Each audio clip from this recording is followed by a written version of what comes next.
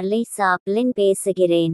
நான் சினிமாவில் புகழின் உச்சியில் இருந்தபோது அமெரிக்காவில் இருந்து நான் பிறந்த லண்டன் மாநகருக்கு சென்றேன்.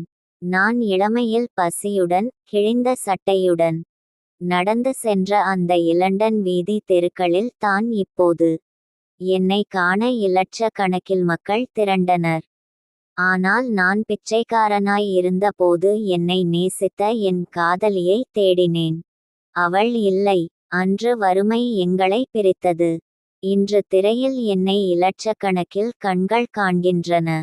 நான் தேடுவதெல்லாம் வீதிகளில் ஏழையாய் நடந்து சென்றபோது என்னை ஐன்னல் வழியாக பார்த்து சிரித்த அந்த கண்களை தான்.